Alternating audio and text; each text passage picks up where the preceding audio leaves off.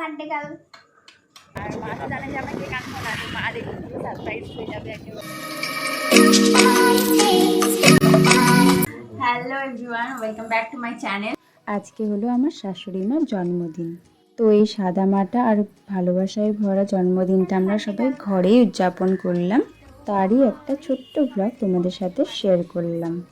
চলো শুরু করা যাক। মায়ের জন্য আজ আমিও তার ছেলে মিলে বানাবো তার পছন্দের চিকেন কষা ও বিরিয়ানি। জানো তো, সকাল থেকে না আমরা কেউ জানতাম না, তাই দুপুরে যখন জানতে পেরেছি তখনই ডিসাইড করেছি আমরা সবাই মিলে যে মার জন্য কিছু স্পেশাল করবো রাত্রিবেলা। তাই ব্যাস আর কি, তখন থেকে এই প্রস্তুতি। কেমন লাগছে ছেলে রান্না করে খাওয়াচ্ছে? সেই ফিলিংস বলে বোঝানো যাবে না। বার্থডে গিফটটা পছন্দ হয়েছে? একদম দারুণ দারুণ, খুব ভালো লেগেছে আমার। তো মায়ের জন্মদিনে ছেলে রান্না করে খাওয়াচ্ছে, এটা একটা মাদের কাছে আলাদা ইমোশন। তো এই যে আমার বর রান্না করা শুরু করে দিয়েছে অলরেডি। কত বছর পর রান্না করছিস? এটা করবি না? এটা কোনটা? এই আলু তো খাজা।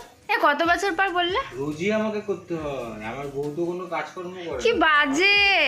আর আমি আর আমার বর যেহেতু কোনোদিনও বিরিয়ানি রান্না করিনি, তাই মা বলল যে দে বিরিয়ানিটা আমি করে দিচ্ছি, তোরা এবার দেখে শিখে নে, তারপর নেক্সট টাইম তোরা আমাকে করে খাওয়াবি।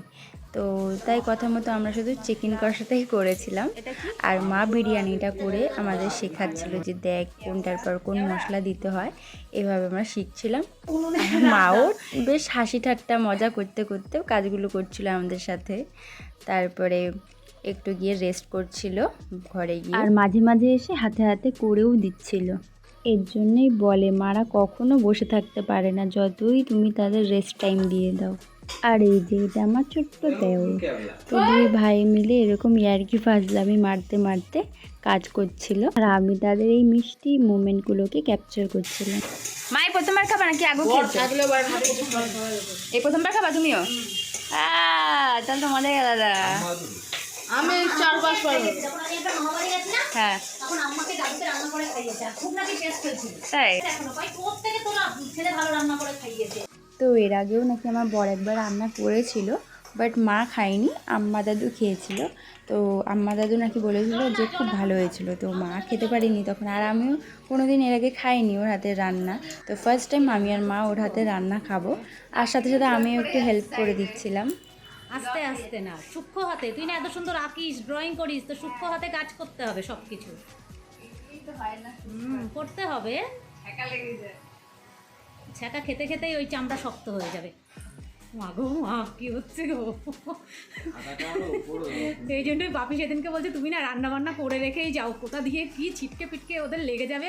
আর আমি যেহেতু এখনো অবধি শিখে উঠতে পারিনি, তাই আমার শাশুড়ি মা আমাকে শেখাচ্ছিল যে কীভাবে কি করতে হয়। না বোন, ছোট বোন, আমি তো ভাবছি আজকে ফেসবুকে যে ফটোটা পোস্ট করেছি না, আবার কেউ না কেউ বলে যে ভাই বোন। এই যে রান্না হয়ে গেছে, তারপরে ও একটু স্যালাড বানানোর জন্য শসা ছাড়িয়ে নিচ্ছিল, আর আমি এদিকে একটু ওর প্রশংসা করছিলাম।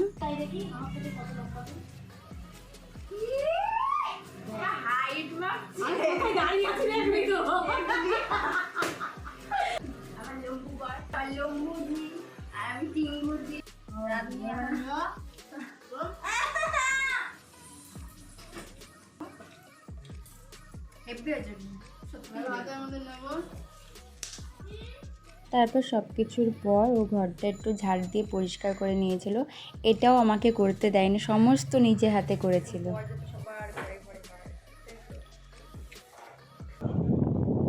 তো আমরা এখন যাচ্ছি কেক আনতে, বাড়িতে বলিনি, না বলে বেরিয়ে গেছি আমরা এখন। চলো যাওয়া যাক। দোকানটা বন্ধ হয়ে গেছে, দেরি করে এসে ফেলেছি আমরা।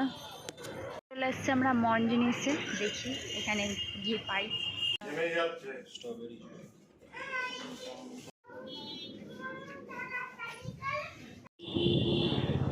যাচ্ছি বাড়িতে, আর মা তো জানে যে আমরা কেক আনবো না, তো মা দেখুন সারপ্রাইজ হয়ে যাবে একেবারে।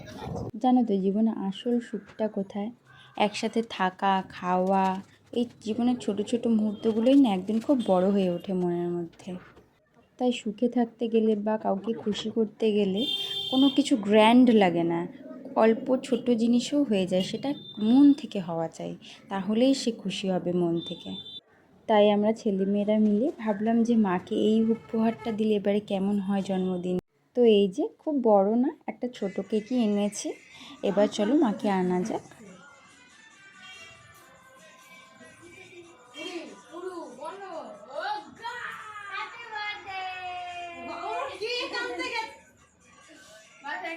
এই যে মায়ের মুখে হাসিটা তোমরা সবাই দেখতে পারলে। আমাদের এত কিছুর পর এটা সবথেকে বড় পাওনা। তাই জন্মদিন মানে শুধু উপহার নয়, ভালোবাসা, যত্ন আর সময় সবথেকে বড় উপহার।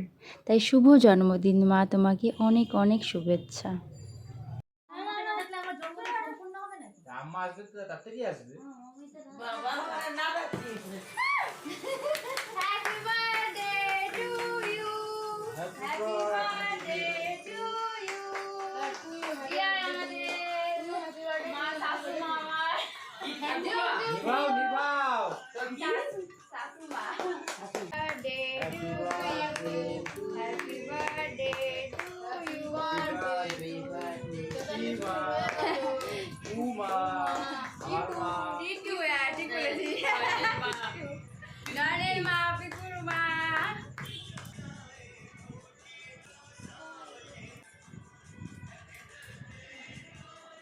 বাপ বাপিকে খাইয়ে দাও। সব বন্ধুদের বাপিকে বন্ধুদের জন্য কেক সবাইকে খাইয়ে দিলাম জন্মদিনের বাপিকে বার্থডে খাইয়ে কেক। দাও।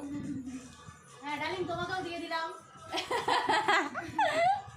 এই যে কেক এখন কাটিং হয়ে গেছে, এখন সবাই বাটি নিয়ে বসে পড়বে কেক খেতে। এই যে বাটি নিয়ে চলে এসছে ভাই। ভাগ বাটোরা হচ্ছে, ভাগ বাটোরা।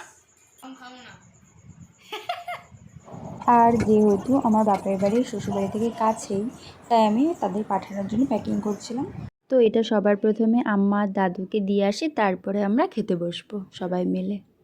তো আমি আর মাকে সার্ভ করতে দিইনি, আমি নিজেই আমাদের 4 জনের জন্য প্লেটে বেড়ে নিচ্ছিলাম। এই যে বাড়া হয়ে গেছে, স্যালাডও রেডি হয়ে গেছে। এই যে সবাই এখন খেতে বসে পড়েছে।